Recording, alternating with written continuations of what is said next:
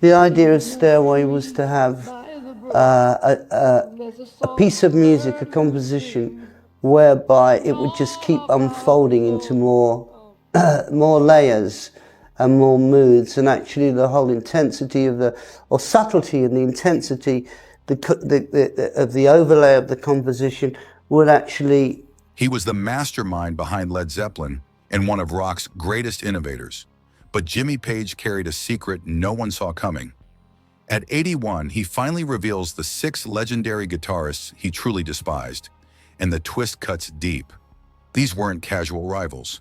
They mocked him, sidelined him, and some even betrayed him while the world believed they were brothers in rock.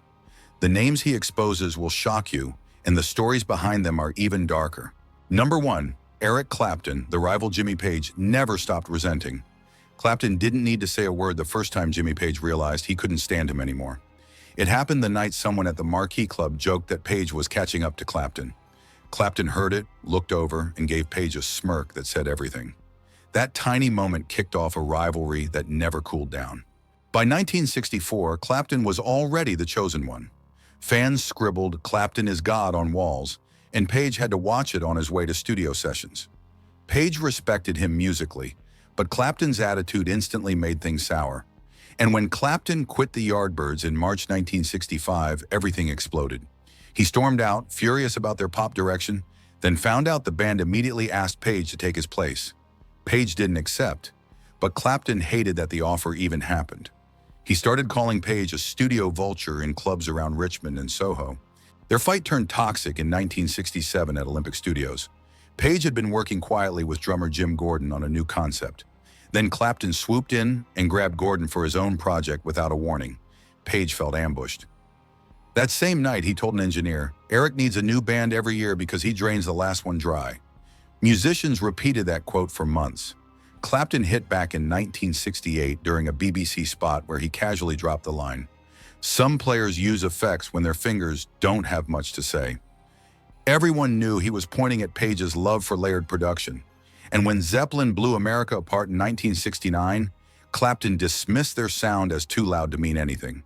Page snapped privately, telling friends at Apple Studios that Clapton had turned into a blues museum guide. The bitterness climaxed in 1975 backstage at Madison Square Garden. Clapton saw Page walk in, muttered, "Not tonight," and turned away. Page didn't say a word. He just left. All these years later, they still avoid each other. No handshake, not even a respectful nod. Whatever started in those clubs in the 60s never healed. And at this point, it never will. Number 2, Jimi Hendrix, the genius Jimmy Page never wanted to face. Hendrix didn't even need a conversation with Jimmy Page to trigger the hostility. Just showing up in London was enough. The very night Hendrix walked onto the stage at the Scotch of St. James in late September 1966, Page started hearing things he never wanted to hear. People weren't whispering about his latest session work anymore. They were whispering about this American. It got worse fast. By the time Hendrix played the Bag of Nails a week later, Page's friends were repeating the same line. "He makes everyone else sound careful." Page never said it out loud, but jealousy hit him like a punch. One musician remembered Page grumbling at the Cromwellian, "He shows up for a night and everyone forgets the last 10 years. And then came March 31st, 1967, the Astoria Theater incident.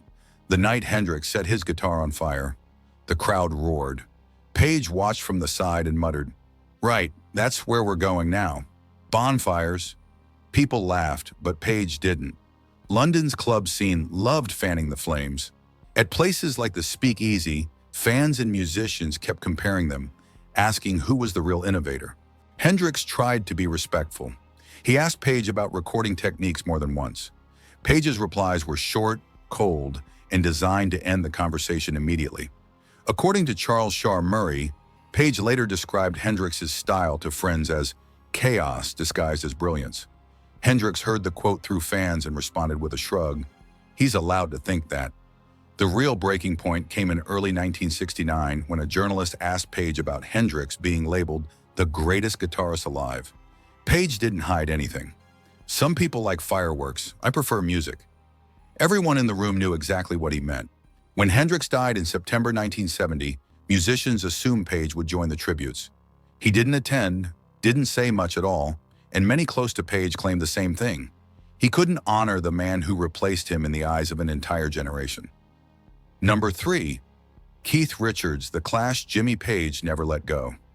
The moment Keith Richards dismissed Led Zeppelin as a bit of a joke, Jimmy Page locked him into a category very few people ever escape from. It came from pure irritation and a clash of philosophies so sharp it felt personal from day one. Their tension started building in the late 1960s, right when both bands, the Stones and Zeppelin, were dominating London, but for completely different reasons. Richards lived by the Church of Simplicity, raw chords, ragged rhythms, no tricks. Page thrived on layers, studio magic, and turning rock into something cinematic. People kept comparing the two, and that alone annoyed both of them. One night in 1969 at the Speakeasy Club, a journalist pushed the wrong button by asking Richards what he thought of Page's guitar work on Dazed and Confused. Richards smirked and said, "Great player. Shame he hides behind production." That comment reached Page within hours. London's music scene was a network of loose lips, and Page heard the quote before he even left the studio that night. His answer was icy.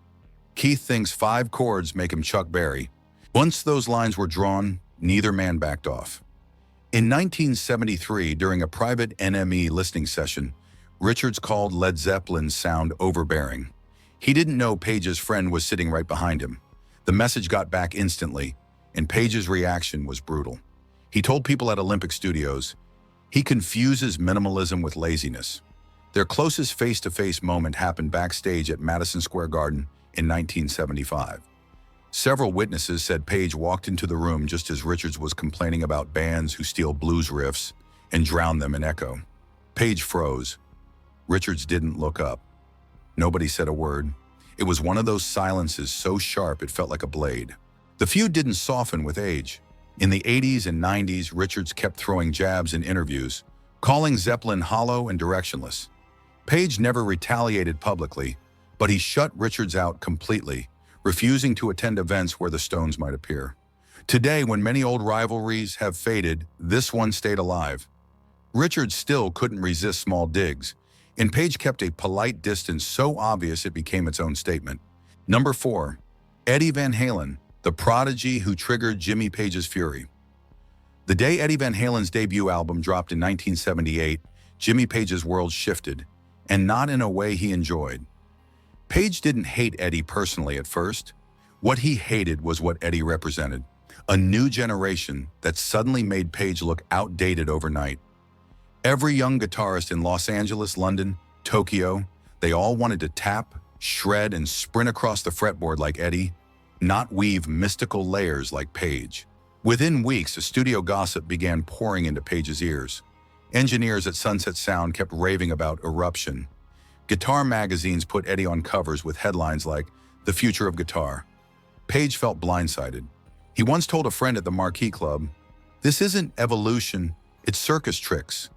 That was Page's actual fear talking. Things escalated in 1979 during a backstage conversation at the Nebworth Festival. Someone casually mentioned Eddie's tapping technique, calling it revolutionary. Page shut it down instantly. A witness claimed Page muttered, "Revolutionary or desperate?" That line circulated throughout the touring circuit. By 1980, the tension hit a boiling point. Page was in a Los Angeles studio working on overdubs when an assistant played Eruption over the monitors, just trying to set the mood. Page snapped, closed his guitar case, and said he'd return the next day.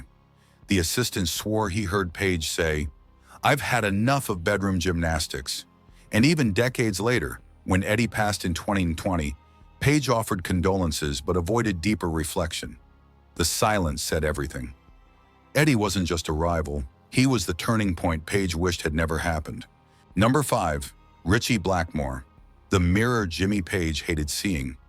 Richie Blackmore rubbed Jimmy Page the wrong way from the very first moment people started comparing them, and the comparisons came fast. By 1970, Deep Purple's In Rock and Led Zeppelin's were battling for the same headlines, same stages. Page didn't mind competition, but he couldn't stand Blackmore's attitude. Blackmore played like every note was a weapon, and he talked like he invented the damn arsenal.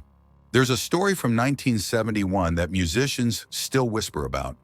Page was at Delane Lee Studios when someone played Purple's Speed King and joked that Blackmore had outgunned every guitarist in England. Page didn't crack a smile. He simply said, if he wants a sword fight, he should join the circus. It wasn't a joke. It was Page acknowledging Blackmore's theatrical style, the very thing Page despised. Blackmore wasn't any softer. In a German radio interview around 1974, he laughed while talking about Page's studio-heavy production. Take away the echo, and you've got a different guitarist entirely. That comment spread fast, and it hit Page where it hurt. Their Cold War peaked in 1974 at Musicland Studios in Munich. Blackmore walked in unexpectedly to visit a producer. Page was there mixing. Witnesses say Page stood up, grabbed his coat, and left without greeting anyone. On his way out, he muttered, "I'm not sticking around for costume rehearsals." Everyone in the room knew exactly what he meant. The truth is, Page and Blackmore were too similar for comfort. Private, obsessive, perfectionists, allergic to compliments. They saw themselves in each other and neither liked the reflection. Even decades later, they avoided each other at festivals, award shows, and industry gatherings. No handshake, no photo, no polite nod across the room. Now that Jimmy Page has finally revealed the 6 guitarists he despised the most, which feud shocked you the most and why? Tell us in the comments. And if you want more hidden stories, rivalries, and untold secrets from rock's biggest legends, make sure to like this video, subscribe, and turn on notifications. The next revelation might be even wilder.